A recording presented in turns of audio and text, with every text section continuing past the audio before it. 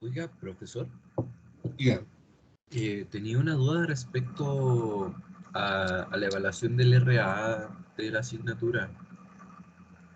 Ya. Estuve revisando el programa y por lo que vi vale el 60% de la prueba, un 20% de un taller y un 20% de una presentación. Sí, Eh, ¿Hoy día va a dar esas actividades de la presentación y todo eso? no estamos concentrando en la prueba hoy día. Ya desde la próxima semana vamos a empezar a preocuparnos de eso. Usted sabe que este curso hemos tenido hartos accidentes, digamos, así es que, pero ya de la próxima semana vamos a empezar a hablar de las evaluaciones de los talleres y de esa otra nota de una actividad experimental, ¿ya? Ya, profe. Así Gracias que por... por ahora, lo de la prueba y eso. Bueno, les voy a compartir mi pantalla.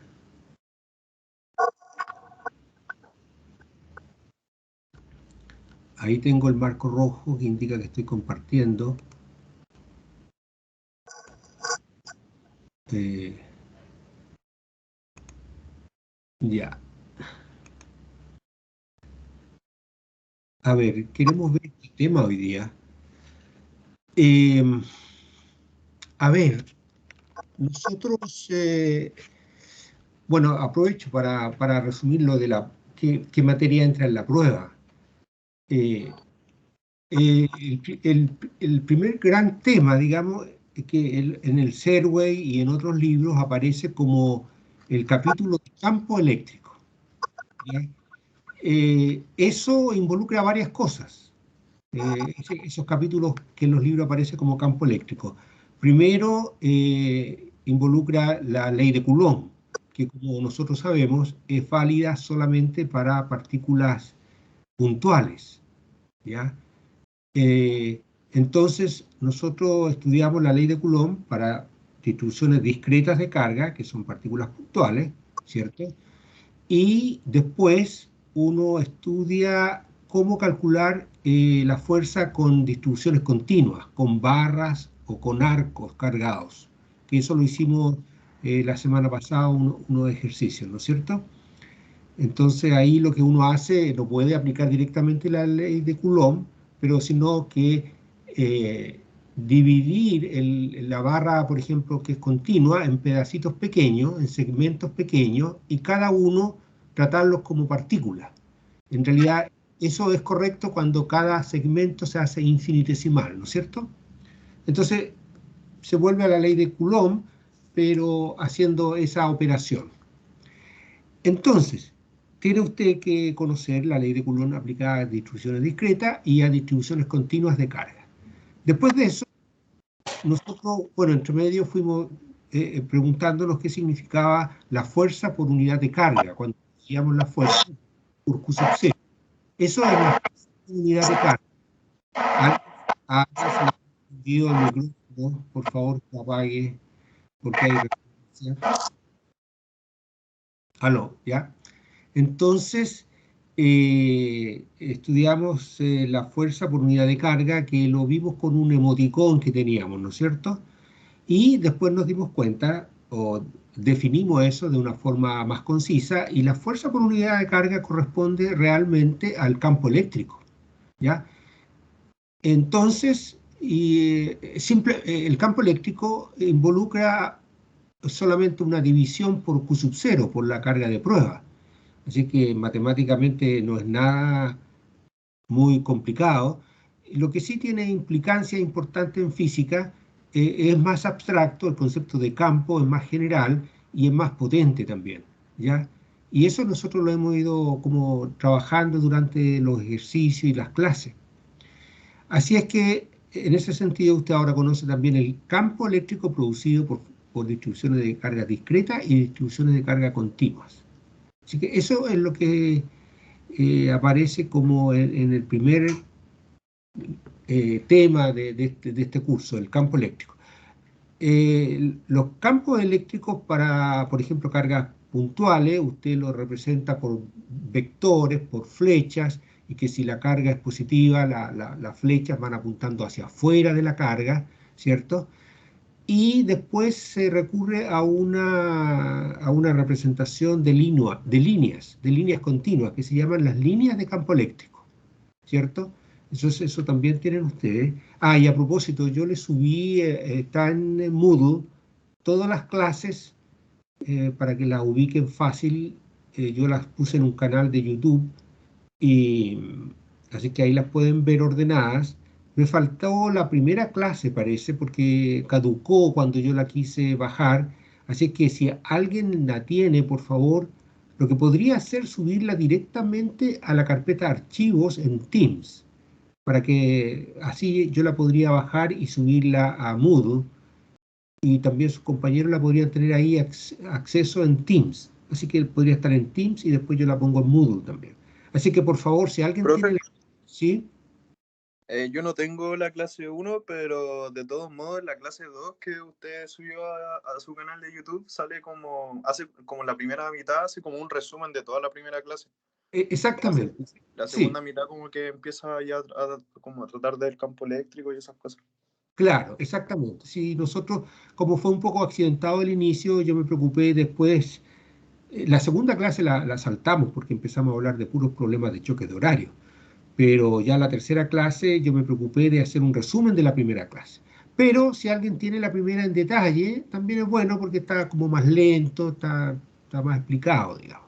Pero si parten de la primera clase que está puesta en YouTube, ya con eso están bien igual. Además, si tienen un libro, cualquiera que sea, el Serway u otro equivalente, también va a aparecer de Coulomb para adelante y va a estar bien, digamos. Bueno, entonces estábamos hablando al final de las líneas de campo eléctrico. Bueno, así que ya con las líneas de campo eléctrico es la primera parte, el primer capítulo. Después viene el capítulo de ley de Gauss. Entonces, ¿cómo engancha eso con lo anterior? Que usted teniendo las líneas de campo eléctrico, entonces estudia el concepto de flujo a través de una superficie. Ya cuando las líneas de campo cruzan una superficie, entonces hay flujo en esa superficie. ¿Ya? Y nosotros lo estudiamos en forma más general, partimos estudiándolo para campos vectoriales. El concepto de flujo es para campos vectoriales. Y hay muchos tipos de campos vectoriales, o ejemplos, digamos. Un campo de fuerzas, un campo de velocidades, todos esos son vectores. Cualquier cosa que sea vector y que tenga un valor continuo en el espacio, entonces uno habla de un campo vectorial, ¿ya? Entonces nosotros lo ilustramos con un campo de velocidades, que es el agua en un río, por ejemplo. Entonces uno se puede imaginar, cada gota de agua, entre comillas, va moviéndose a lo largo de una línea. Esa se llama una línea de flujo o algo así, va a depender del libro, ¿ya? Entonces, eso equivaldría a las líneas de campo eléctrico en nuestro curso. Entonces, nosotros presentamos el concepto de flujo de un campo vectorial usando la velocidad del agua. Y al principio lo estudiamos para superficies bien sencillas. Era un paralelepípedo, una caja, y habían paredes verticales, horizontales, pero eran todas como superficies, no eran curvas, eran superficies planas, y estaban en posiciones bien sencillas. Y no hubo problema, ahí está en el video, hay una forma como hacerlo formalmente, matemáticamente, usando vectores y el producto escalar de vectores, que es el producto punto. Entonces ahí quedó formalizado el concepto de flujo a través de una superficie. Y claro, lo fuimos generalizando, abarcamos después superficies inclinadas y nos dimos cuenta que no era más complejo, la matemática servía igual. Para el caso de la velocidad del agua, el flujo a través de una superficie era el producto punto de la velocidad del agua, punto el vector que representa a esa superficie. Y lo ilustramos con un prisma y qué sé yo. Y después hicimos una generalización a una superficie curva, a un globo, a una superficie cerrada, digamos. Podía ser un globo de cualquier forma. Y lo que llegamos era que el flujo era la integral de superficie de la velocidad punto los vectores que representan a la superficie. Así que, y eso después lo tomamos para un campo eléctrico. Así que el flujo eléctrico, llegamos ya lo más completo para el flujo eléctrico era esta expresión que está aquí. Este es el flujo eléctrico a través de una superficie cerrada. Es la integral sobre toda la superficie, aquí está indicado con este circulito, de este producto punto, del campo punto ds. Este es el vector que va representando a la superficie en cada punto, porque como la superficie es curva, tenemos que dividir la superficie en pequeñas baldositas, digamos. ¿Se acuerdan que usamos el ejemplo de una bola en una discoteca que está envuelta con pequeños espejitos? Entonces cada uno es plano y cada uno es representado por un vector que es perpendicular a ese espejito y apuntando hacia afuera de la bola. Ese es el vector ds que aparece aquí.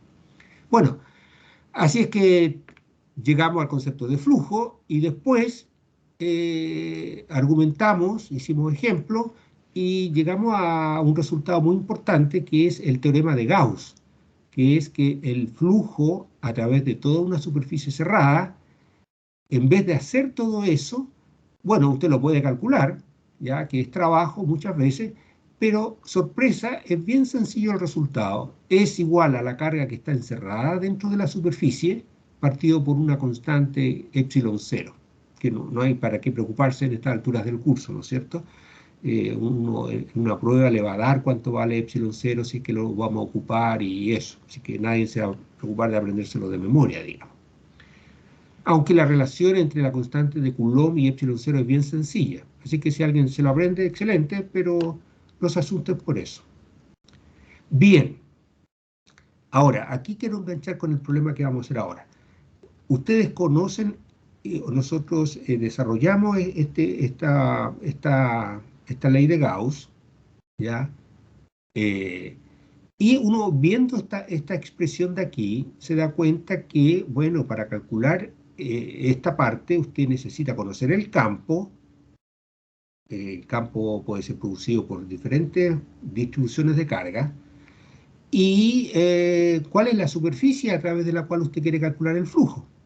Entonces tiene que conocer el campo y la superficie y hacer esta operación, y eso le va a dar esto que está acá.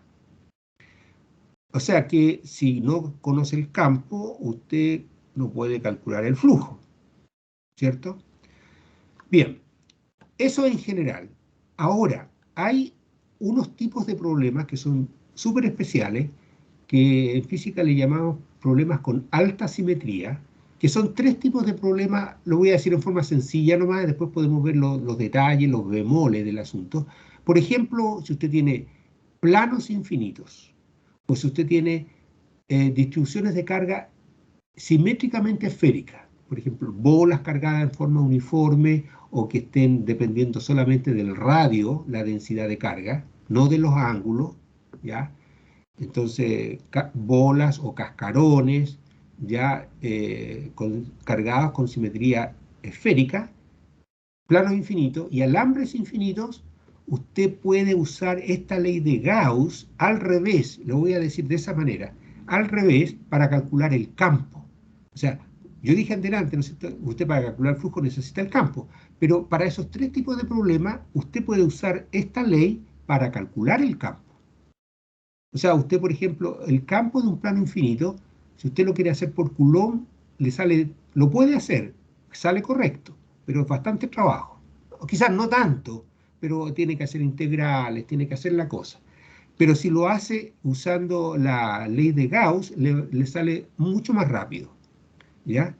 Eso para plano infinito. Y para bolas cargadas, también, que nosotros hicimos la bola cargada, usando la ley de Gauss sale súper rápido. Y el otro para alambres infinitos, que nosotros no lo hemos calculado como ejemplo, pero está en el Serway, está hecho en todos los libros prácticamente. Un alambre infinito, ¿qué campo eléctrico produce? Usted lo puede calcular usando la ley de Gauss, ¿ya? Esas son tres situaciones como básicas. O sea, puede hacer mezclas después de alambres infinitos con esferas cargadas, planos con esferas, en fin, muchas combinaciones, y siempre haciéndola por superposición va a poder calcular el campo producido usando la ley de Gauss. Y hay otra situación en que usted, otra aplicación de la ley de Gauss, ¿ya? Que es la que vamos a ver ahora. Y eso es lo que les quiero ilustrar. Entonces aprovechamos de reemplazar la ley de Gauss aquí y aprender algo de física. Ya, un segundito, por favor, que voy a traer un vaso de agua.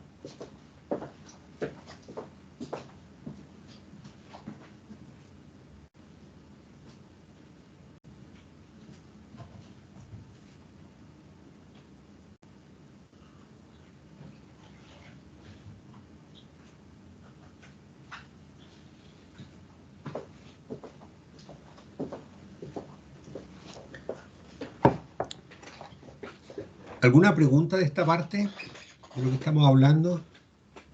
¿O seguimos adelante?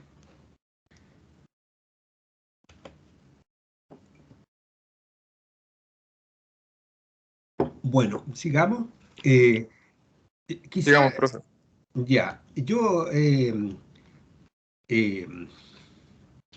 súper importante en mi opinión por lo menos, es súper importante que el estudiante vaya teniendo como una imagen del camino que está haciendo, de cada unidad, cada capítulo, qué sé yo, cómo va enganchando con los anteriores o con sus cursos anteriores. Porque al final de cuentas la física es una sola. Y muchas de estas ideas que aparecen en electricidad, a usted le aparecen en el curso de mecánica y después le van a aparecer en el curso de ondas, le pueden aparecer en un curso de termodinámica, le van a aparecer en un curso de hidráulica, el concepto de flujo, por ejemplo, todo eso.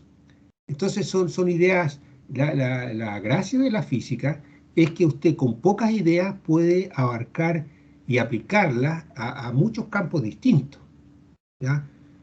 Entonces, eh, yo creo que es bueno lo que hacemos en el sentido de fortalecer la matemática, que la fortalecemos hasta cierto punto. Obviamente, no podemos hacer,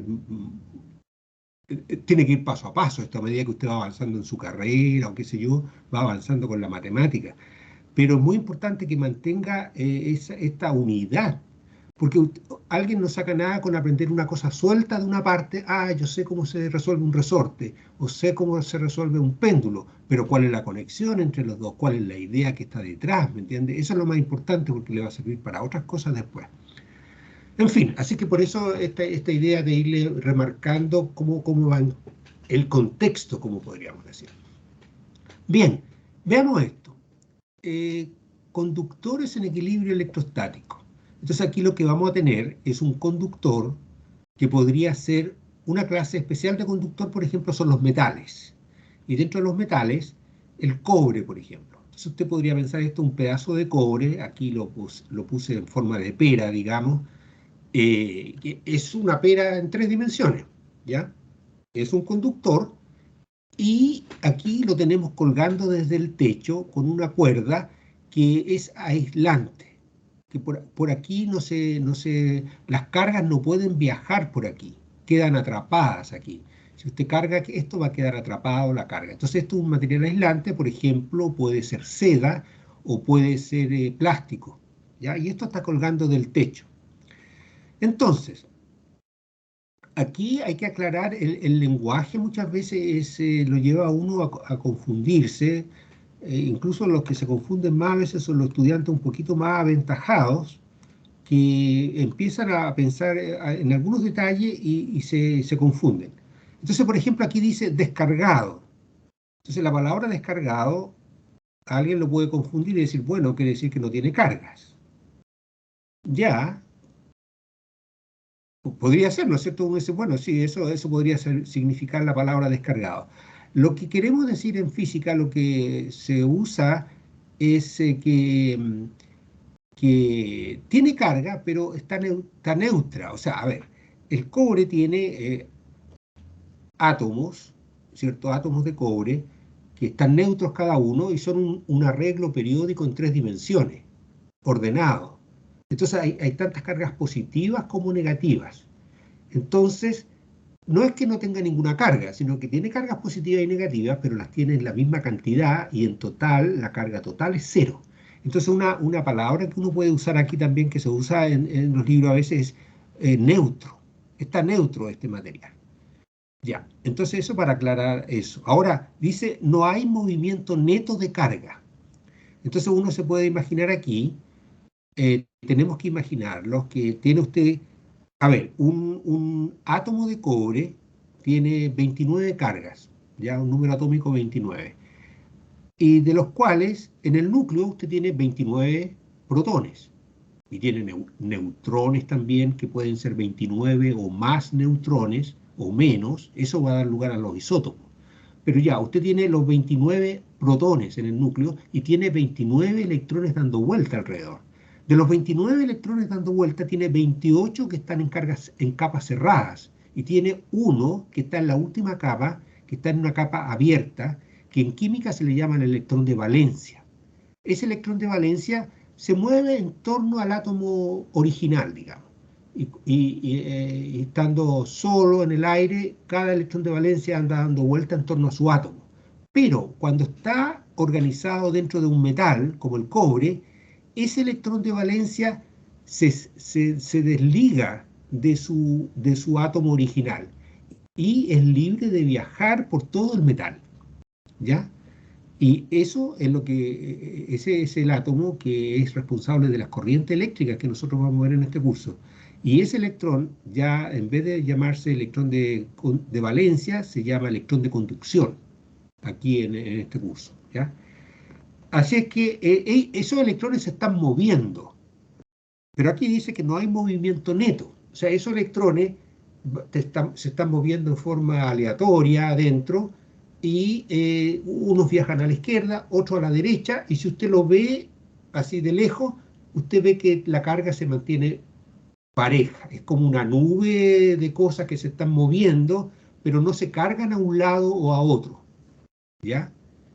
Eso cuando está en equilibrio electrostático, porque, por ejemplo, en otras situaciones podría ser que esté influenciado eso y los electrones de repente se van para un lado, después se van para el otro lado y pueden producir como ondas adentro y qué sé yo, ¿ya? Pero eso se ve en cursos más adelante.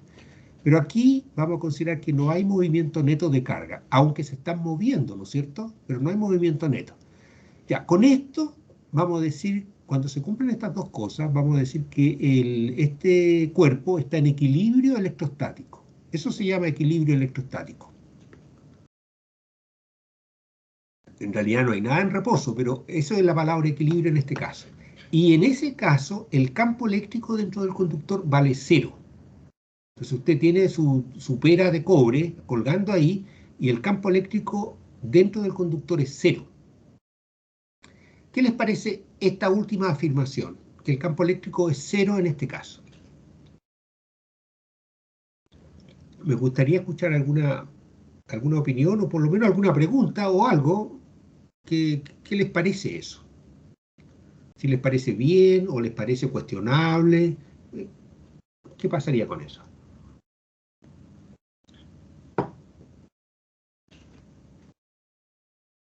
Que el campo eléctrico sea 0 dentro del conductor.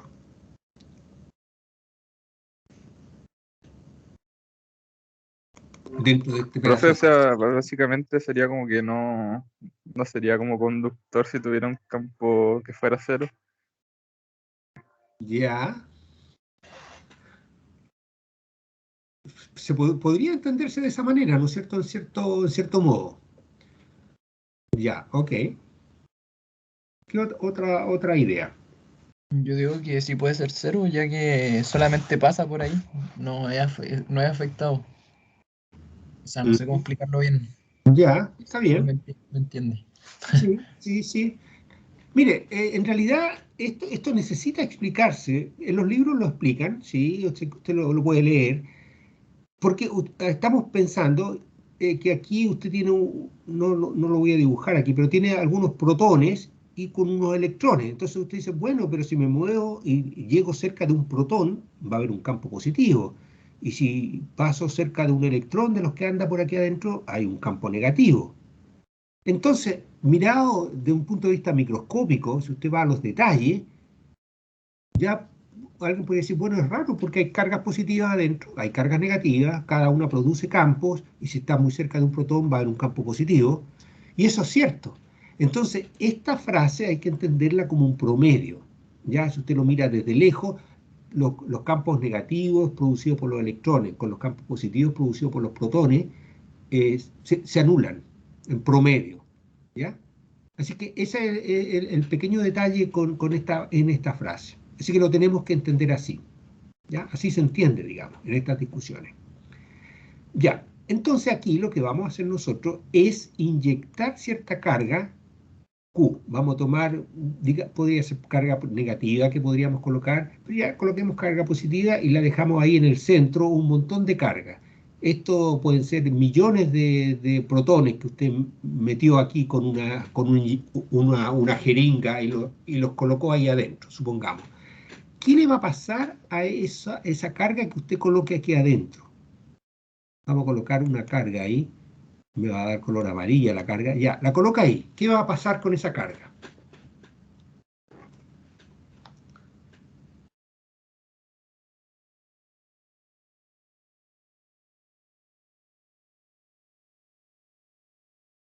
¿Se quedará ahí mismo donde la colocamos o no?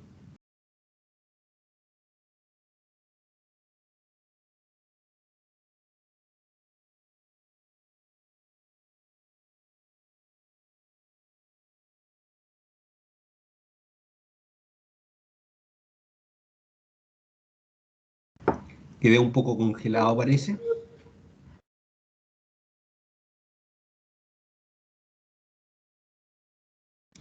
¿Volvió el audio o no? Sí, profe, ahí se escucha. Ya, ok. Bueno, Profe, dígame. no, que le decía que sí se escucha. Ah, ya, qué bueno. Bueno, ¿y qué pasará con esta carga positiva que colocó aquí? ¿Permanecerá ahí o no?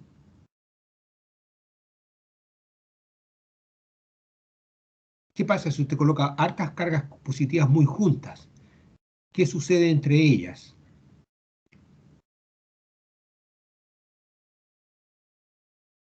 Se repelen, ¿no es cierto? Entonces, estas cargas que colocó usted, si usted colocó 100 cargas positivas juntas, se van a empezar a repeler y se van a empezar a alejar mutuamente. Se van a alejar lo que más puedan unas de otras. ¿Ya? El campo adentro original era 0, ¿ya? En promedio, como estamos explicando. Y cuando usted coloca esto, usted crea un campo adentro. Esto de aquí va a crear un campo que sale hacia afuera de la distribución amarilla, apuntando hacia afuera de la distribución amarilla. Y entonces cada una de las cargas que está aquí va a sentir una fuerza y que la va a llevar a alejarse mutuamente. Se repelen, son todas iguales, se repelen y se van a alejar lo que más puedan.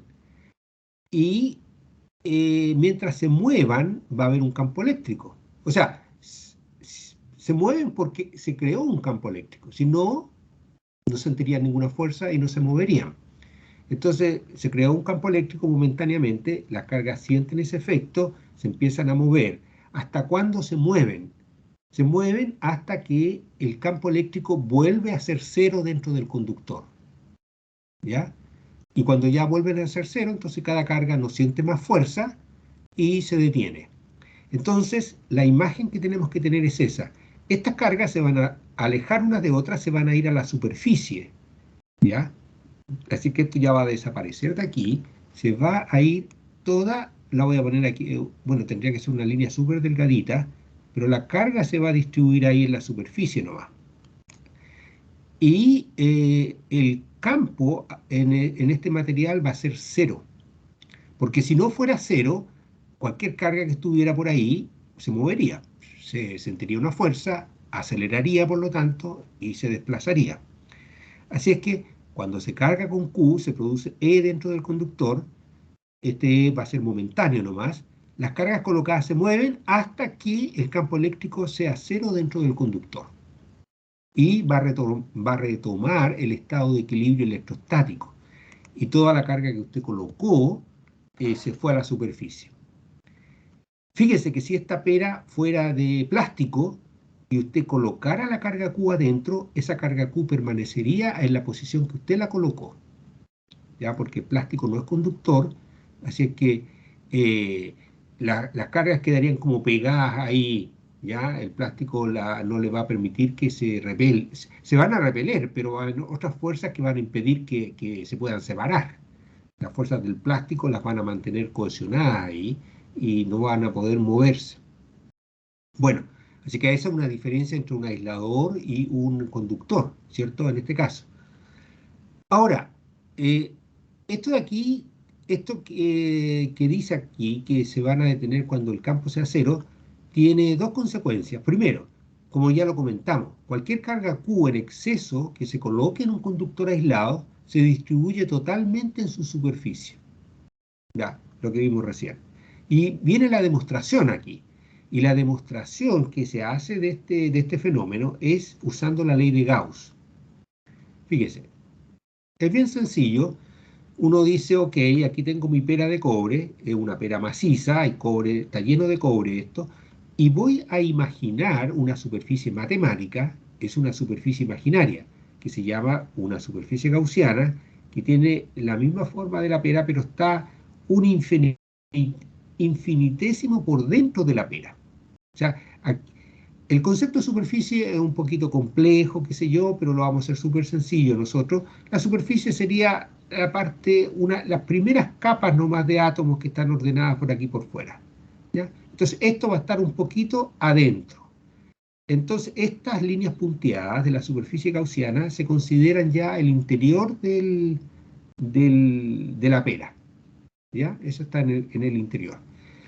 Entonces, si hago esta superficie gaussiana, se debe cumplir la ley de Gauss, que la integral del campo punto ds, esto se llama, ¿no es cierto?, esta integral es el flujo de campo, el flujo del campo eléctrico, ¿ya? Entonces, esto va a tener que ser igual a la carga encerrada partido por epsilon 0. Y la carga que esté encerrada dentro de esta superficie gaussiana va a ser 0. O sea, porque la carga original era 0, estaba neutro, y la carga adicional que usted colocó se fue por aquí por fuera, está por ahí. No está dentro de la parte punteada. Entonces, esto es 0. En este problema, esta parte es 0, la parte derecha de la ecuación, aquí usted tiene una ecuación, y si esto es 0, el lado derecho de la ecuación es 0, entonces el lado izquierdo también va a tener que ser 0. Y para que esto sea 0, lo que tiene que cumplirse es que el campo eléctrico sea 0. Entonces, el campo eléctrico dentro de esta superficie gaussiana es 0. ¿Ya? Entonces, porque no hay carga al interior de la superficie gaussiana. ¿Y esto qué es lo que va a implicar? Que la carga que usted colocó, el exceso de carga, se distribuye en la superficie, así como lo tenemos ya puesto, como sabemos, por aquí. Voy a poner aquí por fuera. Ahí se distribuye la carga. Ahora, esta carga que se distribuye aquí en la superficie, que ya no la voy a dibujar más porque me salen líneas muy gruesas, va a producir un campo. Entonces el campo va a producir un campo al exterior. Y el campo va a ser perpendicular a la superficie. En este caso la superficie está así en esa línea y el campo que produce en ese punto es así. Aquí, por ejemplo, la superficie va ahí y esta es la dirección perpendicular a la superficie, por ahí. ¿Ya? Así que toda la carga que usted colocó aquí va a ser un campo perpendicular y va a ser más grande. Esto todavía no lo vamos a entender, pero va a ser más grande que acá, porque en esta parte que tiene más curvatura se va a acumular más carga. Entonces ahí va a ser más grande los campos. Bien. Dice que E, justo fuera de un conductor cargado, es perpendicular a la superficie del conductor. ¿Y cuánto vale su valor? ¿Cuánto es su magnitud? La magnitud va a ser igual a la carga por unidad de área que esté aquí en esta parte, porque la carga por unidad de área va a ir variando en la superficie, no va a estar pareja. ¿ya? Y entonces va a ser, la magnitud del campo va a ser proporcional a la densidad de carga local, ahí o allá, y como ya dije, mencioné, aquí se va a acumular más carga, entonces este campo va a ser más largo que este de acá. Esta afirmación, que el campo toma ese valor, lo vamos a demostrar también usando la ley de Gauss de nuevo. Entonces esto nos va a servir para entender aquí. Estos son como ejemplos que van reforzando a ver si uno algunas cosas le da una pista y entiende mejor la ley de Gauss. Entonces, toda nuestra carga positiva que colocamos se fue a la superficie, está puesta aquí, y vamos a hacer, para demostrar esta parte vamos a usar esta otra superficie de Gauss, que es como un pequeño cilindro que tiene una tapa arriba. Le voy a llamar la tapa, llamémosle la tapa exterior, que está por fuera de la pera. Y aquí también debería haber dibujado mejor la tapa, ¿no es cierto? Porque aquí también tiene una tapa igual que la de arriba, aquí abajo en la base. Y esto que están con líneas rectas corresponde al borde, ¿no es cierto?, del cilindro. Es como una lata de bebida. Entonces todo esto representa el borde, lo que se llama también el manto, la parte curva. Ya. Y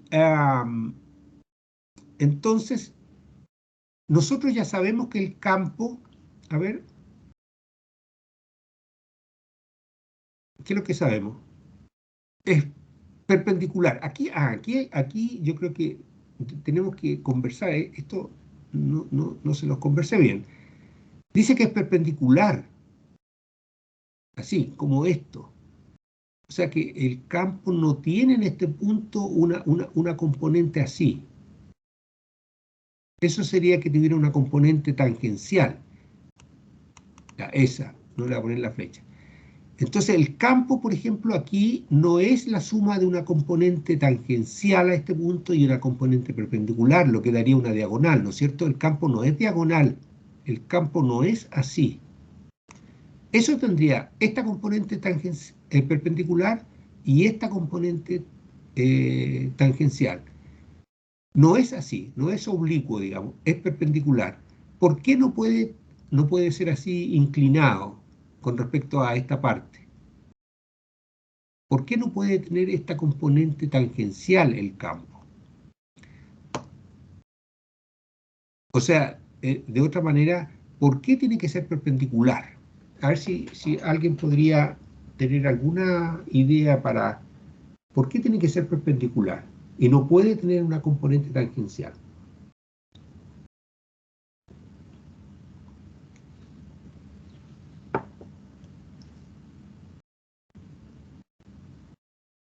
¿Qué pasaría si tuviera una componente tangencial? ¿Qué pasaría si tuviera una componente así el campo? ¿Qué efecto tendría sobre nuestra carga que esté aquí en este punto?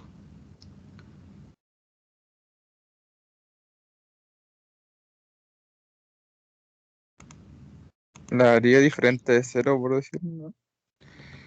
Ya, claro, si aquí, si usted tiene sus cargas que colocamos, las cargas que inyectamos, algunas las tiene aquí en este punto, en la superficie. Y si hubiera un campo paralelo a la superficie, tangencial, esa carga sentiría este campo y se movería. Y nosotros estamos ya diciendo que nuestra carga que inyectó aquí en el centro se fue a la superficie y ahora ya se quedó estática, quedó detenida. Y eso impide que, o sea, eso quiere decir que ya no hay una componente tangencial del campo. Entonces, esto no existe, esta parte. Entonces, puede ser así y es así. Entonces, nuestra partícula que usted colocó aquí siente una fuerza, pero la siente hacia afuera del metal. Si aquí tiene la superficie de su pera de cobre, la carga que usted inyectó aquí al centro se fue aquí y ahora aquí está sintiendo una fuerza hacia afuera, pero no se puede escapar del metal.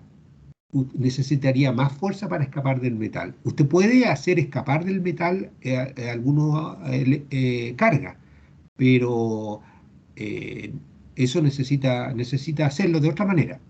Entonces, esta carga que usted colocó está aquí y está quieta igual, aunque hay un campo ahí y siente una fuerza hacia afuera, pero hay otras fuerzas que la mantienen pegada al metal, no puede salir. Así que, claro, es obvio, usted tiene una lámina de cobre, los electrones de conducción andan libres, se pueden mover por todo la barra de cobre, el lingote de cobre, si quiere, ahí en la minería, se puede mover en el lingote, pero llega a la superficie y no puede salir. Ahora, sacar un electrón, por ejemplo, de la superficie, se puede hacer, usted la podría iluminar con luz ultravioleta y usted sacaría electrones de la superficie, ¿ya? Se puede hacer, o de otra manera, poniendo un campo muy intenso, usted atrae los electrones y las puede arrancar de la superficie, pero no así como colocando electrones, por ejemplo, si colocáramos aquí, y si se van a la superficie, por eso nomás así no van a salir, sino que quedan atrapados ahí y no pueden salir. Entonces, eso es que es perpendicular. Existe esta parte y no esta parte, porque esa implicaría que se mueve a lo largo de la superficie. Y estamos suponiendo que ya no se mueve. Bien, así que ya sabemos que es perpendicular. Así que el campo de aquí sale perpendicular y aquí lo dibujamos solamente en esta tapa del cilindro de nuestra superficie gaussiana. Entonces, aquí tenemos este cilindro, esta lata de Coca-Cola, si quiere, ahí imaginaria, es una lata matemática, y vamos a ver el flujo a través de ella, el flujo eléctrico a través de ella, y tiene que ser igual a la carga que quedó encerrada, partido por epsilon 0. Bien. Esta lata de bebida tiene una tapa exterior por fuera de la pera, una tapa interior por dentro de la pera y tiene todo el manto que es curvo, que da toda la vuelta desde aquí hasta el otro lado y da la vuelta así. ¿Hay flujo eléctrico a través de la tapa interior, la que está dentro de la pera? ¿Qué les parece?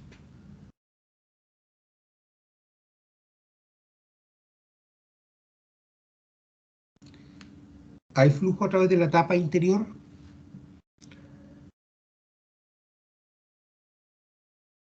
¿Cuánto vale el campo eléctrico aquí en la tapa interior? 0. 0. Entonces ¿hay flujo o no? No. No. Bien. Excelente. No hay flujo por la tapa inferior. ¿Hay flujo por la tapa superior? Sí. Sí, ya. ¿Hay flujo a través del manto? ¿De la parte curva del cilindro? O sea, estaban estáticos, ¿no?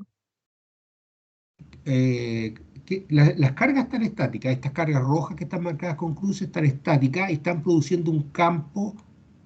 Siempre produce un campo así, ¿no es cierto? Ahí, aquí está produciendo un campo así. Están todos, en ese punto están todos apuntando hacia allá. ¿Cómo están? Ese campo, ya lo voy a borrar aquí, pero se lo imaginan mejor ahí, o poner una sola línea. Voy a poner una línea aquí como, bueno, como la que tengo dibujada ahí, pero por el centro, así el campo va a ir así. ¿Este campo cruza el manto o no?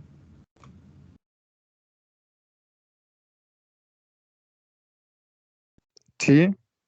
No, yo no veo que cruce, no veo que estos O vectores sea, no es que avancen. como que toma la parte de arriba, por eso me referí. No, Pero pero también, porque si usted tiene un cilindro así, como que el campo va por dentro, pero no atraviesa las paredes de su lata, ¿o no? ya sí, o sea, sí no lo atraviesa entero. Solo le toca una parte, por decirlo. La roza nomás, pero no la cruza, ¿o no? Sí, sí, no la cruza. No la cruza. Entonces, si no la cruza, no hay flujo. Porque ese es el Ok, concepto. ok. ¿Ok? Si no la cruza, no hay flujo. Ahora, una cosa sí. En la parte del manto que está por dentro de la pera, aquí en esta partecita de aquí, ahí no hay flujo porque aquí adentro de la pera el campo es cero. Así que por esta parte del manto no hay flujo porque el campo es cero aquí. Así que el campo es cero en la base y por la parte de adentro de la parte del cilindro que está por dentro de la pera. Ahí no hay flujo porque no hay campo. Y por fuera de la pera En la tapa, a través de la tapa hay flujo, porque el campo está cruzando la tapa superior, pero la parte del manto que está por fuera de la pera, no hay flujo porque las líneas de campo no cruzan el manto. Lo rozan, si usted quiere, pero no lo cruzan. Así es que en esta figura solamente hay flujo por la tapa superior, nada más. ¿Estamos de acuerdo o no? Hay flujo solamente por la tapa superior, o por la tapa exterior, que está dibujada ahí. Bueno, así que hay flujo por ahí nomás, y el campo es constante, o sea, tiene la misma magnitud y la misma dirección en este punto, porque este es una parte, es un cilindro infinitesimal. Así que este campo, podemos calcular esto, este es el vector que representa a esa tapa, y lo colocamos por un vector normal y por el área de la tapa. Y este producto punto le da la componente normal del campo, que es la única componente que existe en este problema, la componente normal, porque ya dijimos, no hay componente tangencial. ¿Ya? Entonces, esta es una constante y usted la puede sacar fuera de la integral. Y le queda que esta expresión, que es el flujo, es la componente normal del campo por la integral de los elementos de área. Y eso le da el área total de la tapa, de esta tapa de arriba nomás. Entonces, ¿qué es lo que tiene? Que esto es el flujo, el campo eléctrico por el área de la tapa de arriba, ¿ya? Que está aquí. Y eso, por la ley de Gauss, tiene que ser igual a la carga encerrada partido por epsilon cero. ¿Cuál es la carga que quedó encerrada? Solamente quedó encerrada esta carga que va de aquí hasta aquí.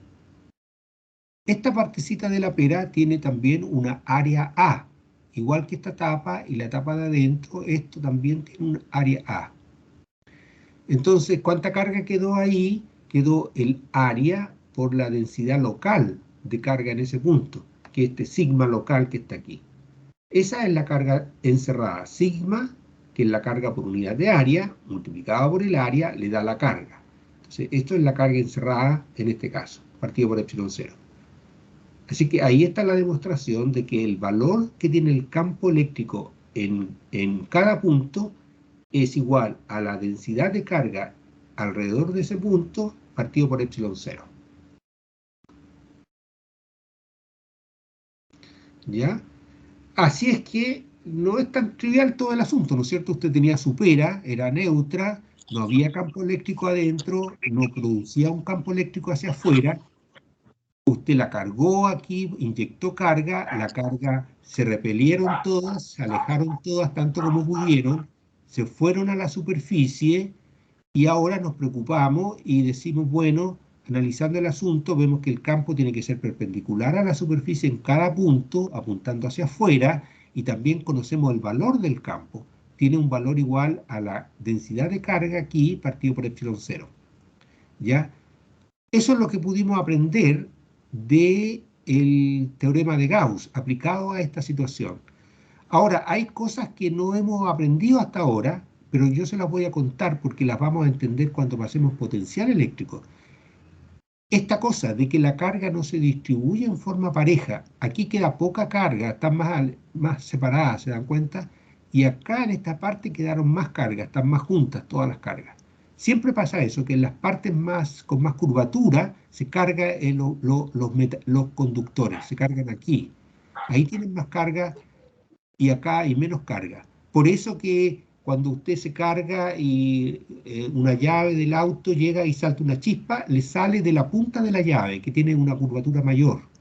También en un pararrayos se junta carga en la punta del pararrayo, por eso que los pararrayos se hacen en punta, ahí se acumula carga y la carga, la corriente se produce por ese punto, ¿ya? Así que hay una conexión con eso. Pero esto de que la carga se acumule aquí, se va a ver con potencial, como digo. Ya hay que verlo con potencial eléctrico. Entonces la carga tiende a acumularse en las partes más agudas o afiladas, donde el radio de curvatura aquí es menor. O sea, esto tiene una curvatura mayor, que acá, está más curva. Pero el radio de curvatura es menor, ¿no es cierto? Es como un concepto al revés, porque el radio de curvatura usted como que coloca aquí un punto y tienes la circunferencia que usted dibuja aquí es pequeñita, tiene un radio pequeño. Y si coloca aquí, para esta parte, la circunferencia que le ajusta es una circunferencia de un radio mayor. Entonces este tiene un radio de curvatura, esta parte tiene un radio de curvatura mayor que esta parte de acá, que tiene un radio de curvatura menor. Entonces dice aquí que la carga se acumula en las partes afiladas que tienen radio de curvatura menor. Tienen más curvatura, sí. Aquí tiene menos curvatura, es menos curvo. Bien, eso para que chequeen su lenguaje matemático también. Bien, así es que imagínense que hemos aprendido hartas cositas usando el teorema de Gauss. Bien, ahora quiero hacer un experimento imaginario, algo que nosotros conocemos. Aquí tenemos nuestro pedazo de cobre neutro, ya, está descargado, está neutro, y está aislado. Eso es, está descargado. Aquí, este es un viejo sistema que nosotros hemos visto antes, de planos infinitos, ya aquí están dibujados, ahí hay que seguir expandiendo esto para arriba y para abajo. Cuando usted tiene estos planos infinitos, son estos dos planos nomás, infinitos, separados a cierta distancia. Nosotros vimos en una clase, también usando el teorema de Gauss, para cada plano en particular y después superponiéndolo, que el campo eléctrico en las regiones exteriores, por ejemplo, aquí es cero. Y esta es la región interior, digamos. Y esta otra parte exterior, aquí el campo también era cero. Y solamente hay campo entre medio de estas dos láminas, de estos dos planos infinitos. Y el campo es perpendicular a los planos y tiene cierto valor, ya que vale sigma, se parece a lo que teníamos delante, sigma partido por epsilon cero en realidad, pero eso es una coincidencia, no es importante. Pero tenemos esto aquí, ¿ya? Esto les va a servir a usted como modelo para un capacitor. Un capacitor está compuesto por dos placas, aunque no son láminas infinitas, ¿no es cierto? No son planos infinitos, son finitos. Pero si el tamaño que tienen las placas, el área, digamos, es grande comparada con la separación, usted puede pensar que son como infinitos. Porque el concepto de infinito tiene que ver con el tamaño de los planos comparado con la separación. Así que, como digo, si el tamaño en las áreas de los dos planos es grande, si usted está si uso mis manos, por ejemplo, ahí, estas son las dimensiones de la mano. Si considero ahí, en los planos separados eso no se puede considerar como un plano, como dos láminas infinitas. Y ahí el campo que se cree entre las dos no va a ser paralelo así como está en el diagrama. Pero si usted tiene estas dos áreas, las dos placas, y están separadas así nomás, entonces usted ahí puede decir que las placas son muy grandes comparadas con la separación y usted las puede tratar como un capacitor de placas paralelas infinitas y usted puede suponer que el campo adentro es paralelo. Ya en los bordes se va a curvar un poco, o sea, en una cosa finita, real, las líneas de campo se van incluso a salir por fuera, van a ir por aquí, así. Porque cuando son infinitas, por aquí es cero por fuera, pero cuando son finitas, se escapan un poco las líneas de campo y salen hacia afuera. Hay campo eléctrico por fuera de las placas también. Ya, pero eso, bueno, esos comentarios son súper útiles para ustedes porque llevar estos conceptos a la práctica después. Ahora, hagamos lo siguiente, introduzcamos esta pera aquí adentro y vemos qué pasa. ¿Qué podría pasar? A ver si alguien podría decir, si esto lo trasladamos y la colocamos aquí adentro, ¿qué le pasará a esta pera?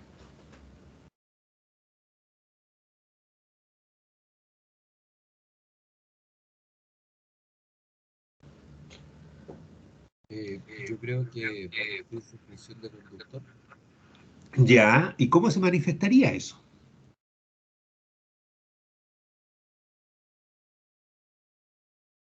Porque hay que mantener en mente que esa pera hay electrones libres que se van a mover adentro, se pueden mover. Entonces, esos electrones libres, que son los electrones de conducción de este material conductor, van a sentir el efecto de ese campo que está entre las placas, ¿no es cierto? Deberían sentir el efecto. Ahora, los núcleos, junto con las capas cerradas, que en total corresponden a un ion positivo, esos están fijos, esos están arreglados en 3 dimensiones y no se van a poder desplazar, digamos. Pero los electrones sí. ¿Y para dónde qué sentirán los electrones de la pera cuando sienten este campo? Bueno, siempre la fuerza que va a sentir cualquier carga cuando haya un campo, ¿cuál va a ser? La fuerza va a ser igual ¿a qué cosa? Va a ser igual a la carga, usted que está estudiando, por el campo. Eso es la fuerza. Así que si son electrones los que van a venirse para acá, van a estar dentro de la pera, pero van a estar sintiendo este campo igual. Entonces un electrón, ¿qué fuerza va a sentir? Va a sentir la carga del electrón por el campo. O sea, va a ser una fuerza, y la carga del electrón es negativa, así que va a ser una fuerza que va a tener la dirección opuesta al campo, porque la carga es negativa, ¿cierto? Así es que los electrones que estén aquí adentro, cuando se metan acá, van a sentir una fuerza contraria a este campo, van a sentir una fuerza hacia la izquierda, hacia allá, y se van a tender a mover todos los electrones que estén por aquí un poco para allá, y se van a acumular electrones en esa parte. Ya, mire, lo que va a quedar más o menos es eso. Los electrones de conducción se van a ir acumulando para esa parte, entonces van a ir abandonando a los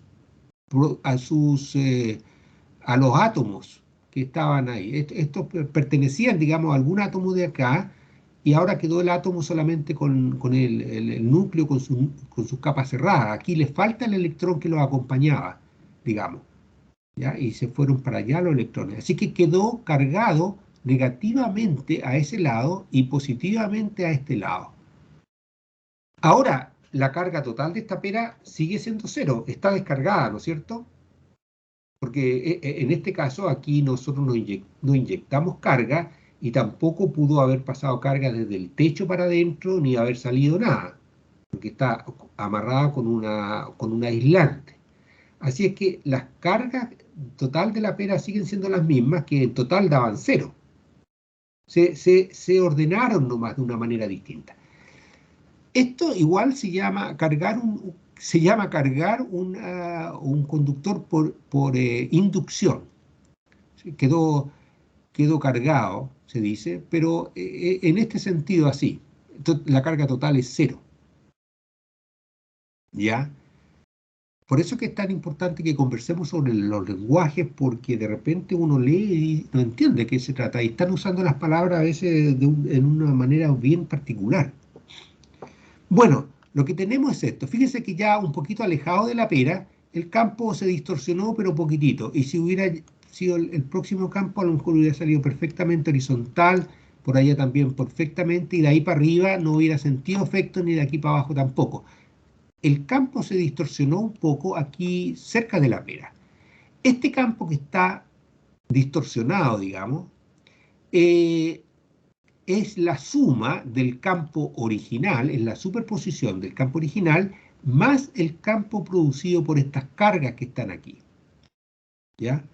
Así que se ve que aquí estas cargas positivas, bueno, uno podría ser más meticuloso aquí. Por ejemplo, mira, hay algunos detalles que sí están. Para hacer un dibujo, un diagrama bueno, se necesita tener harto cuidado. Primero, ya vimos que en la superficie de un metal el campo es perpendicular. Entonces, por ejemplo, aquí, en esta parte se nota bien que el campo es perpendicular, ¿no es cierto? Ahí me quedó bien dibujado. A ver, voy a chequear eso un poquitito. Aquí el campo es perpendicular. Aquí también, digamos. Aquí también quedó perpendicular. Pero aquí, mire, esto no, ¿no es cierto? Esto no quedó perpendicular, eso está mal dibujado ahí. Yo voy a tener que bajar un punto también ahí. Esa no quedó buena. Esta quedó un poquito inclinada. Debería ser perpendicular ahí. Esa es una cosa, al tiro llama la atención. O sea, uno ve un libro, por ejemplo, y si dibujan así, dicen, ah, no tuvieron cuidado en hacer bien los dibujos. Ya. Ahora, otra cosa que aquí habría que ver, por ejemplo, que las líneas de campo originalmente están separadas por un cuadrito. Ustedes saben que esto, el número de líneas, la densidad de líneas que se llama, indican, porque a ver, esta es una línea de campo, no es como un vector, que el vector, la longitud le indica la magnitud del campo. ¿Ya? Por ejemplo, eso ya le da de tantos coulomb por metro. Pero estas son líneas continuas y la magnitud no se lee por la longitud de la línea, sino por la densidad de línea. Aquí la densidad de línea es pareja, así que el campo es uniforme, pero no podemos distinguir cuál sería la magnitud del campo. Pero ya hay cierta magnitud y está dada por esta separación.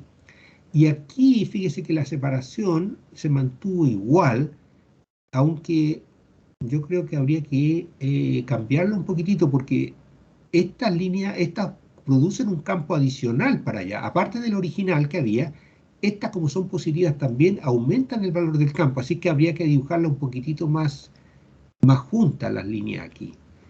Y acá un poco más separadas. Así que si usted ve este dibujo bien hecho en un libro, a lo mejor estas líneas que están aquí están más separadas que la de arriba, y aquí están un poquito más juntas, porque aquí el campo es más intenso y aquí es menos intenso, y va a ser siempre perpendicular y qué sé yo.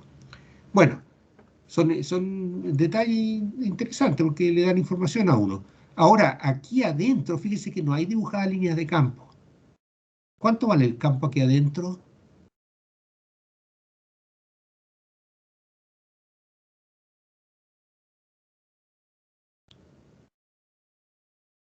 Puesto que no hay líneas de campo aquí, ¿qué estaría indicando? Que no hay campo, ¿no es cierto? Aquí fíjese que no hay campo eléctrico adentro. Adentro de un conductor en equilibrio electrostático no hay campo. Y fíjese que aunque haya un campo por fuera, porque aquí hay un campo por fuera, que era este campo, fíjese lo que pasó, que las cargas se fueron y ubicaron de tal manera en la superficie de este conductor que la suma del campo originado por estas cargas que se fueron a la superficie, más este campo que había, se contrarrestaron exactamente y el campo adentro da cero.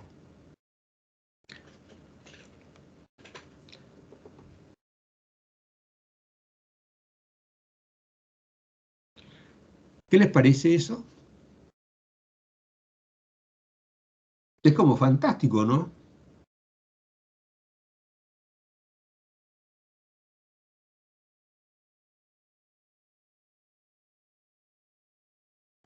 ¿Aló? ¿Se escucha o no?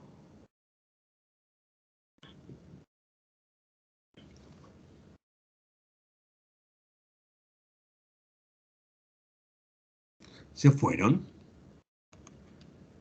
No, todavía están ahí. Profe, si se escucha. Ya. ¿Sabe que no he hecho el experimento, pero a lo mejor alguien se podría animar a hacer el experimento? Es que no sé cómo implementarlo en la casa, pero con una... Porque ustedes saben, ¿qué pasa cuando uno está hablando por celular dentro de un ascensor? Se baja la señal, ¿o no?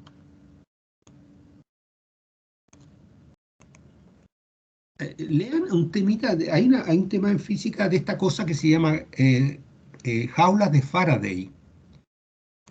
Y es que cuando usted tiene un campo eléctrico y coloca, ya no una pera de cobre, pero usted colocara, por ejemplo, su lata de Coca-Cola, que es metálica, debido al campo por fuera, habría que crear un campo.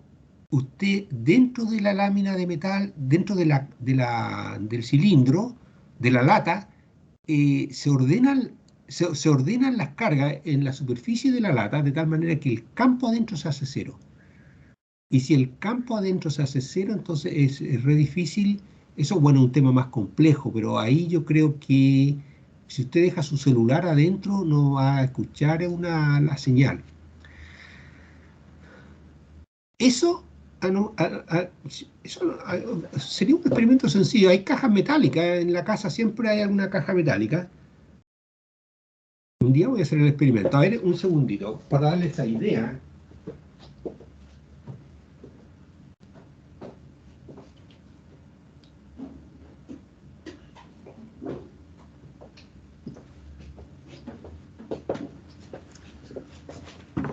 Aquí yo tengo una caja metálica, ¿eh? Esta caja, si yo colocara mi celular adentro, a lo mejor no recibo la llamada. ¿Han hecho un experimento así ustedes o no?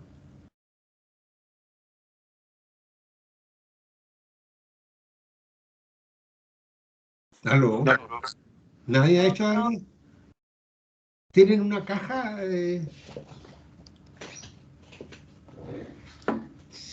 Pueden hacer ese experimento y me cuentan. Consigas una cajita de metal y con un amigo, una amiga que lo llame y a ver, a lo mejor, no sé cómo funcionará, porque esto es electrostática, ahí tiene ondas electromagnéticas, pero yo creo que se le van a... Pueden haber otros efectos metidos entre medio, pero la señal a lo mejor se le va a disminuir bastante. Si alguien lo cuenta y después alguien lo hace y después me cuenta qué pasó. ¿Ya? Bueno, ya, entonces, a ver, esto para que quede resumido ahí. Aquí este es el vocabulario. Se induce carga en la superficie del conductor en este problema. Se indujo carga. El campo dentro del conductor es cero.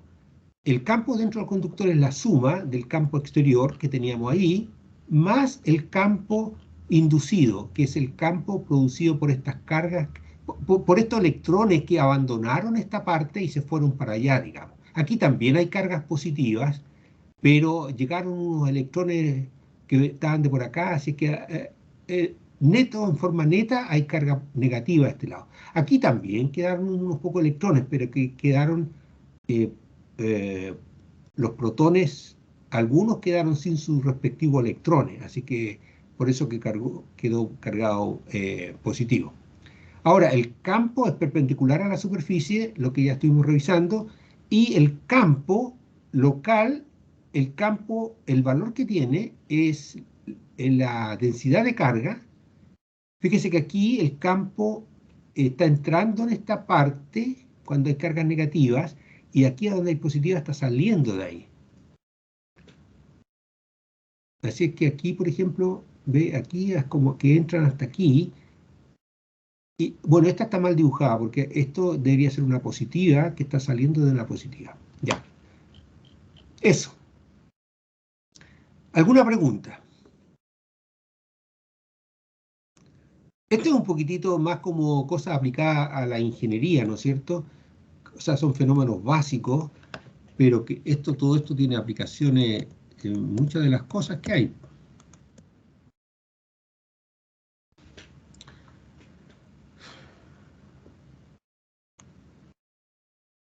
Ahora, a ver, se me ocurre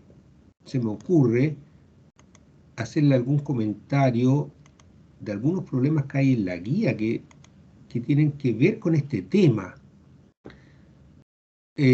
Vayan a Moodle, ahí hay cosas, ahí hay problemas de flujo eléctrico, ¿no es cierto? ¿Se acuerdan? Esto lo hicimos con agua nosotros, pero aquí está hecho con campo eléctrico. Todas esas cosas, aquí están las famosas placas paralelas. Esto, por ejemplo, aquí hay este problema que está aquí, que es lo que dice, es un aislante el que está en el centro y después hay un cascarón metálico. A ver, esta figura corresponde a cuál texto. Déjeme ver cómo quedó aquí. No, es de aquí parece. A ver, dice, le voy a dar la idea nomás ya. A ver, una esfera sólida. A la esfera sólida nosotros le llamamos bola. Sería como una esfera compacta o maciza. Esta parte de aquí. Ya, a ver, déjeme leer. Una esfera sólida, aislante, ya de radio A, tiene una densidad de carga ρ y una carga total Q. Ya tiene cierta carga que está distribuida, el ρ va variando con la distancia. Concéntrica con la esfera se encuentra una esfera conductora. Aquí esto no me gustó cómo está escrito, esto lo sacamos del Serway. Primero es una esfera sólida y aquí el segundo, concéntrico con la esfera, se encuentra una esfera conductora sin carga, dice, como muestra la figura. Ahí le cambiamos, nosotros aprovechamos de decir un cascarón esférico para la segunda. Ya, porque la segunda parte aquí, estas dos cosas tienen forma esférica, pero para distinguirla, esta amarilla que está aquí sería una esfera aislante, una bola que le llamamos más. ¿Ya? Los matemáticos a las cosas macizas, sólidas, como dice ahí, le llaman bola.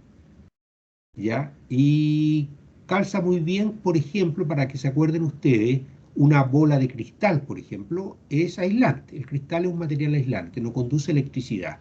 Una bola de billar, para los que les guste jugar billar también, acuérdense cuando van ahí a jugar, que es una bola aislante, el marfil, ¿no es cierto?, o el plástico, no sé ahora la resina, qué material es, pero son aislantes. Esas son bolas, son macizas, son sólidas.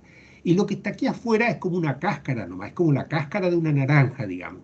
Entonces, aunque tiene la forma esférica, y aquí la usaron con esfera, la palabra esfera, yo la prefiero usar como cascarón esférico, la pura cáscara, es un cascarón esférico. Y ese sí que es metal, que significa que es un conductor. Entonces aquí tiene un conductor y un aislante. Esto tiene cierta carga Q mayúscula, que no está pareja, no está uniforme, sino que parte con una carga cero en el origen y va variando radialmente. No depende de los ángulos, pero depende del radio nomás. Entonces eso tiene simetría esférica, este problema. Entonces, la esfera sólida aislante tiene una... esta es uniforme, ya es uniforme, entonces el ρ es constante nomás, no hay problema. Este es un ρ uniforme y carga total Q. O sea, la carga total Q es 4πr al cubo por ρ. Ya. Concéntrica con la esfera se encuentra una esfera conductora sin carga, está descargada, de radio interior B y C, ¿ya? Encuentra el campo eléctrico para las distintas posiciones y esta nos interesa más en este momento. Determine la carga inducida por unidad de área sobre la superficie de la esfera conductora. Ya. Entonces, eso es una aplicación directa a lo que estamos conversando.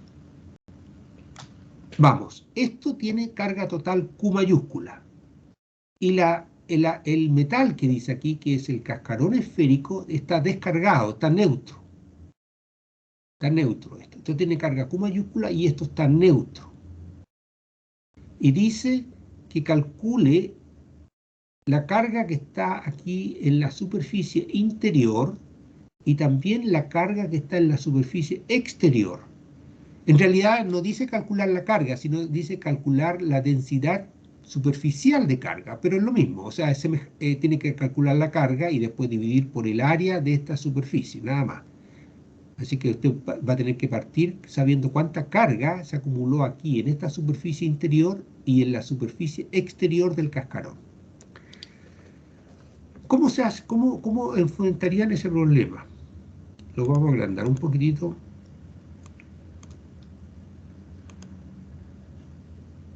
¿Cómo se podría enfrentar este problema? Aquí tiene carga Q, en la parte blanca hay vacío, aquí tiene un cascarón metálico conductor.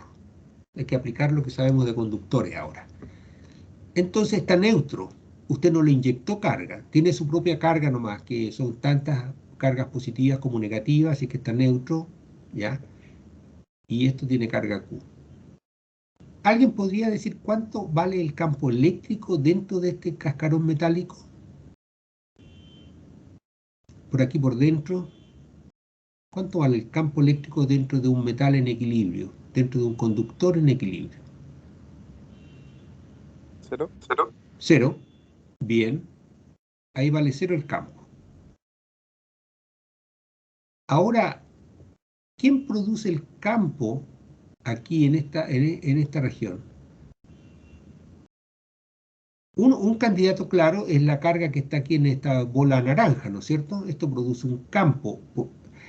¿Cuánto vale el campo aquí producido por la bola naranja en todo el espacio? Supongamos que el cascarón metálico que está aquí no existe. Ya, vamos a un problema más sencillo. Una bola nomás de cierto radio A, que tiene carga Q mayúscula. ¿Qué campo produce por acá a cierta distancia R? Voy a poner el R midiendo obviamente desde el origen, ¿ya? Aquí voy a partir de aquí, ya, un R aquí. ¿Cuánto vale el campo producido por la pura bola naranja? A esta distancia R. El R lo estoy midiendo desde el origen, ya como todas las cosas aquí en este problema. En algunos problemas los libros le dan el R medido desde aquí, así que usted tiene que ser o sea, no le ponen un R a tal distancia de la superficie, pero usted traduzca todo como que siempre parta desde el centro y tiene que hacer la correspondiente corrección en ese caso, ¿no es cierto? Bueno, aunque igual se puede trabajar de las dos maneras, pero hay que tener cuidado nomás. Ya, a esta distancia R minúscula, ¿cuánto vale el campo? Si esto tiene una carga Q. Si fuera una carga puntual, Q mayúscula, ¿cuánto vale el campo producido a una distancia R? Ya, vamos por eso. Aquí va a ser como un repaso en estos últimos 10 minutos. El campo, si toda la carga de la esfera amarilla fuera un punto, ¿cuánto valdría el campo a una distancia R? ¿Aló? Valdría la constante de Coulomb por el Q de la carga puntual, partido por ¿qué cosa? Por R cuadrado, ¿sí o no? Ya. No voy a poner la flecha aquí, los vectores unitarios, porque se me ensucia mucho la figura, este lápiz es malo. Eso sería si toda la carga Q de esta esfera amarilla, esto tiene un radio A, pero aquí esto es de un punto nomás, sin radio. Si toda la carga que está en la bola amarilla fuera un solo punto de la misma carga Q, el campo sería esto, a esta distancia R. ¿Y qué pasa cuando no es puntual, sino que tiene una radio A como la figura? ¿Qué pasa a este campo?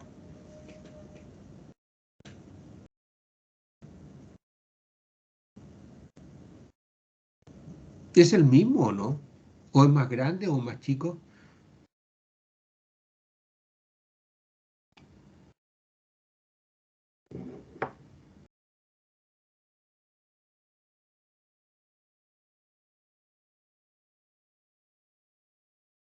¿Aló?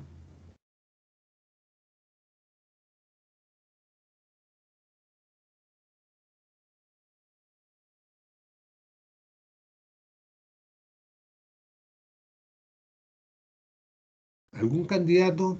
¿Algún voluntario o voluntaria?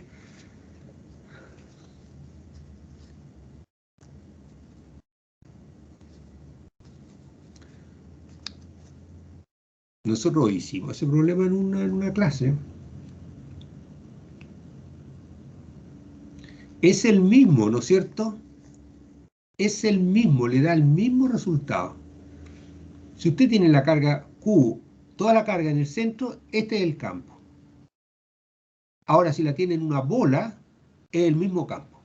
Aquí afuera, fuera de la bola, es el mismo campo. Eso nosotros lo aprendimos usando Gauss también. Porque cuando usted tiene una carga puntual, es súper fácil para calcular la fuerza. Es K, el producto de las cargas, dividido por R cuadrado.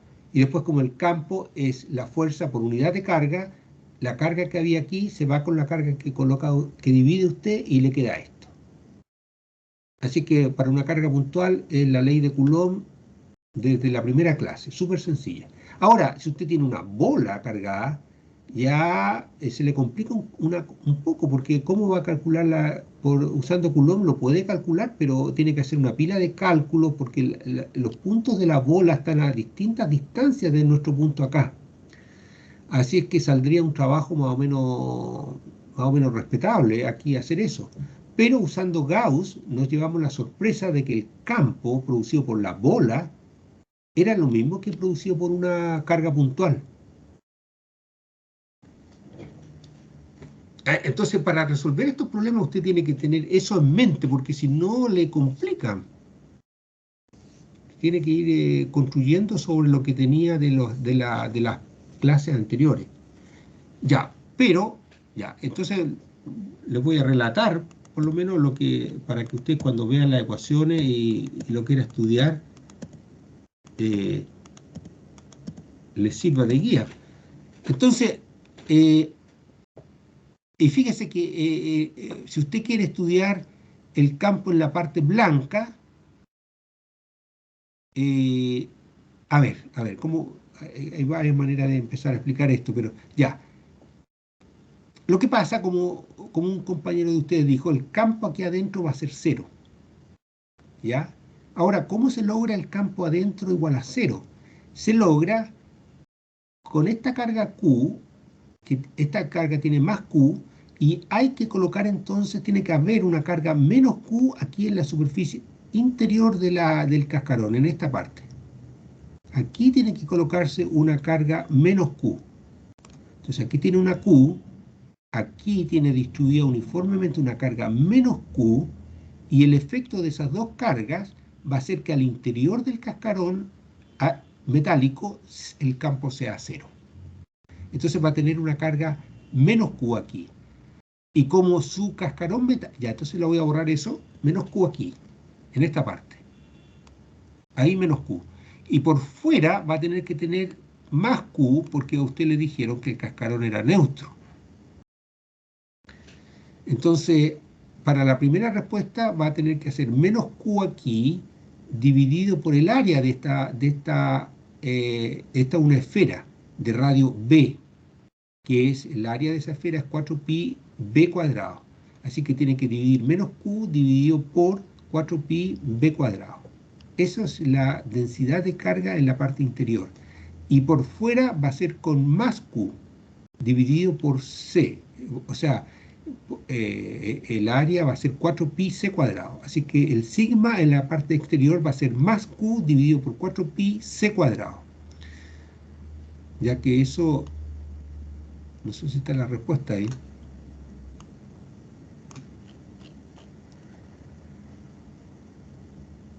Sigma. Claro, aquí está en la interior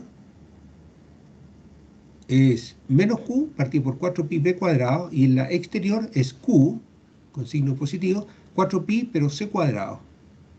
¿Ya? La carga en la interior es menos pi. Esta es la carga en la interior, menos pi. Y la carga en la exterior es, perdón, la carga en la interior es menos Q. Y la carga en la exterior es más Q. Ahora, la sigma en la interior es la carga dividido por el área de esa esfera interior, de la superficie interior. Y esta es dividido por 4pi C cuadrado, que es el área de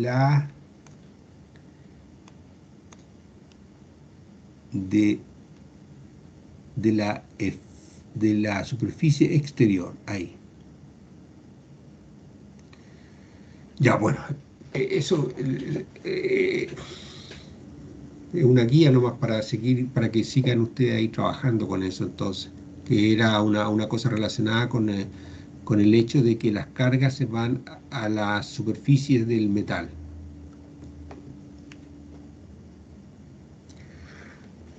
¿Alguna pregunta adicional, jóvenes?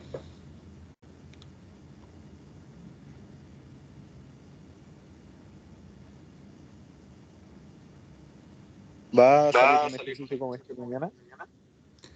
No sé, no necesariamente, o sea que no sabemos todavía porque tenemos que armar la prueba hoy día, pero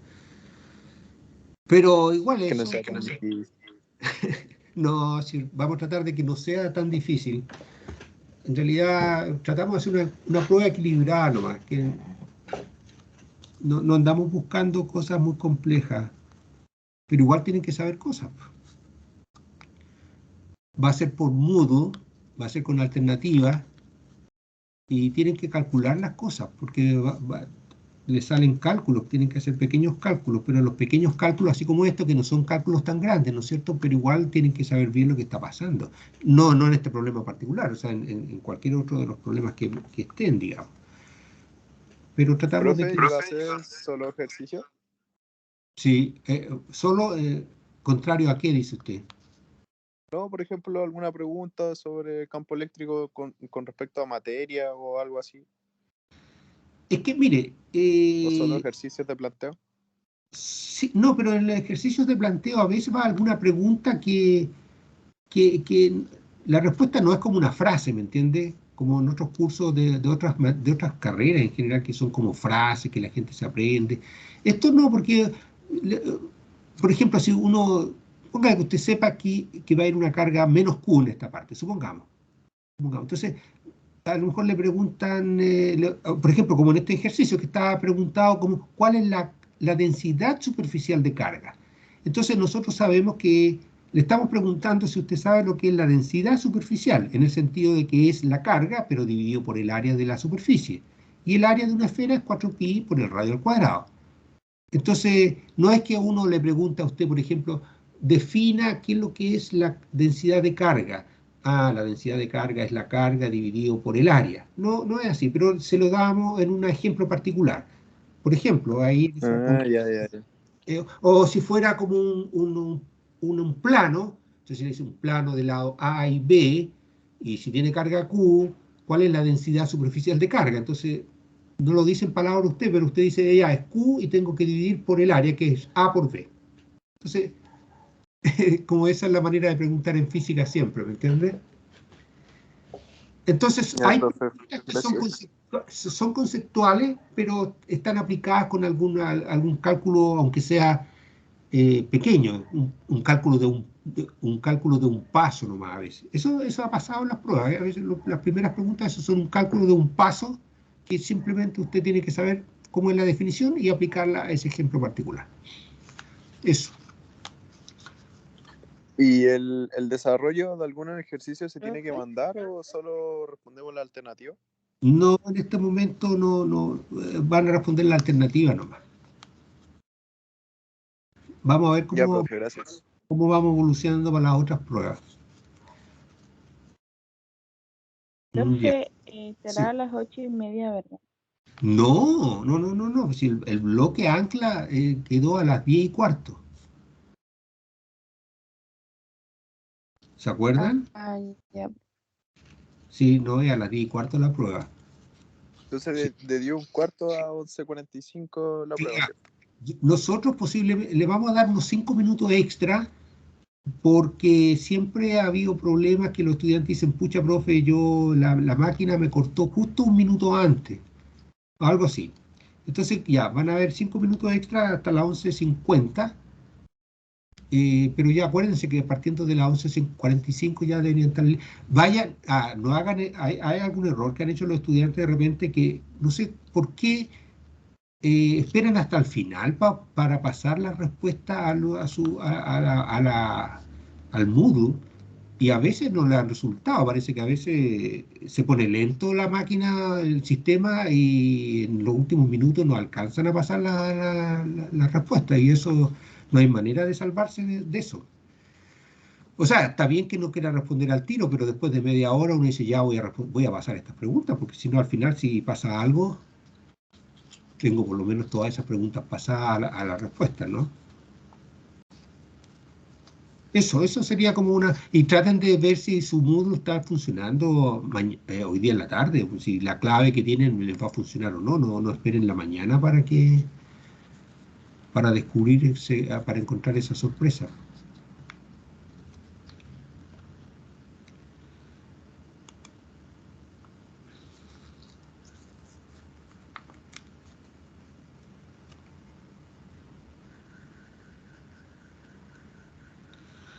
Ya, jóvenes, Entonces, bueno, están liberados de abandonar la sala porque ya completamos la hora.